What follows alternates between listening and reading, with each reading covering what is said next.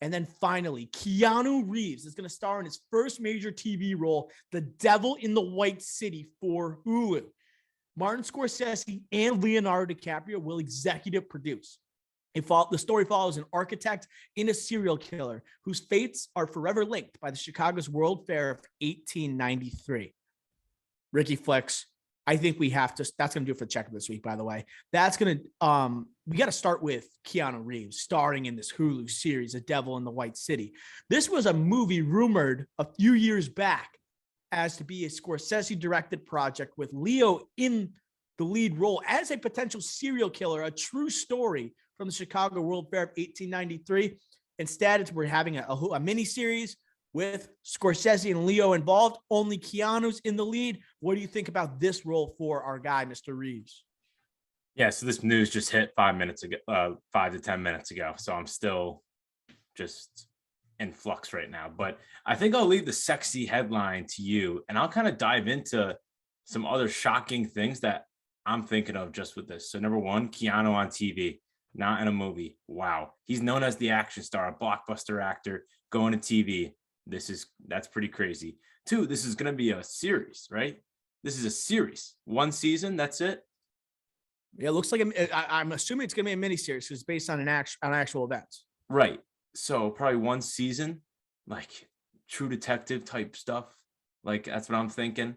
Like kind of crazy. And you know who else is shifting the TV here is Scorsese and Leo. What the heck is going on? Wow. Like this is like insane. And for those that haven't heard of this book is like I've heard is amazing. Like what I've heard is one of the best books in the past. Like it came out in 2003, I believe. I heard it's one of the best books of this era. I heard it's amazing. And someone, I don't know if you mentioned the name, but Todd Field. I don't know if you mentioned him. He's helping writing this, and he's been nominated for 3 Oscars before. What's he done? So nothing like sexy. Tell me. He's done a lot of artsy fartsy stuff, like Little Children in 2006. He was nominated for Best Adapted Screenplay, but that's what this is going to be. Adapted, right? Adapted from a book. And he also was nominated for In the Bedroom in 2001, which he also got nominated for Best Picture. But that was also based on other prior material. So that's what you want to see here. Scorsese directing. You got Leo just to provide credibility. And you got someone that's a proven writer, a proven adapted screenplay and based on prior work, working on this novel that's well-renowned and very famous for being amazing. So or well-regarded. So that's what you want to see. It has all the components. And then you just throw in Keanu Reeves playing the lead. Unbelievable. I can't wait. This is huge news and a light checkup. This is the big 3 we didn't know we needed. We were talking about potentially, not potentially, will happen, Killers of the Flower Moon with Scorsese, DiCaprio, and De Niro all uniting, right? This is the one we didn't know we needed. And I like this, especially, and I think obviously most for Keanu Reeves, because he's challenging himself in a way he doesn't seem like he has before. He's never done a TV series. He's getting kind of sucked into this like mini series train where he looks at it as a potential avenue for his career. But also, you mentioned before, he's associated with like the blockbusters, Matrix, John Wick. And now it seems like he's challenging himself in a role that originally was intended for Leonardo DiCaprio potentially.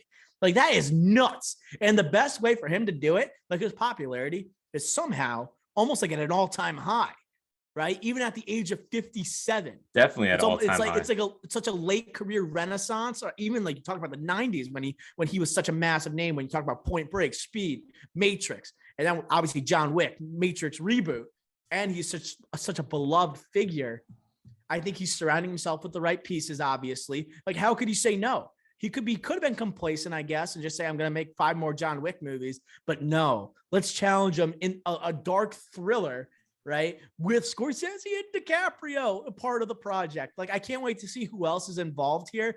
And I just don't know. I can't wait for this to come. I assume it's going to happen in 2023 based on the news just popping up. But I couldn't be more excited. I'm so jacked hearing this news. Yeah, and you talk about the Keanu Sans here. Like John Wick, like started it all, and you know he's getting weird when he's doing a Matrix reboot. But even prior to that, he's Duke Kaboom in Toy Story 4, right? He's going to be in the DC League of Super Pets. What else has he done? He's been rumored to be like a part of, like, rumored to take an MCU role for years now, right? A couple years. Yeah, exactly. He was in the SpongeBob movie. He did Bill and Ted again. Bill and Ted reboot. He did a Bill and Ted reboot, which critically didn't do that bad. So it's shocking, like what's just happened here, what has transpired. How we just mentioned all those projects, all of those are either reboots, comedies, or just big blockbuster action movies. Like this is actually serious, and this is television. And it's Hulu. Another new for all these people. Hulu.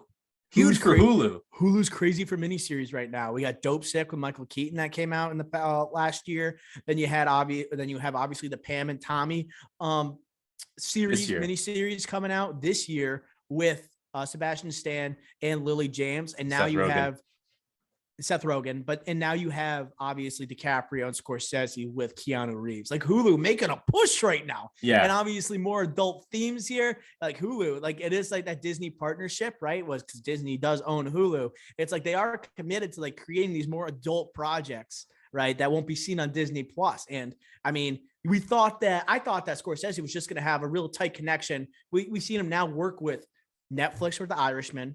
We got Killers of the Flower Moon on Apple TV. And now he is with Hulu for this upcoming Devil in the White City. This man is just available to every streaming service as long as you pay him enough money. And Leo, you could say the same thing for Leo right now. Like Leo, Don't Look Up, obviously with the climate situation there and kind of getting that to the masses. That probably is why he accepted that going to streaming. But then again, he's in Killers of the Flower Moon with Scorsese. And then he's doing this. So very interesting on his front as well. I think it's also worth mentioning, this is not the first time Scorsese has like forayed into television. I believe he directed the first either one or two episodes of Boardwalk Empire. He was instrumental in that show. And then he also, I think, was a part of Vinyl. Remember that? I think that was a one season, one and wasn't done. it him and Mick Jagger? Is that right?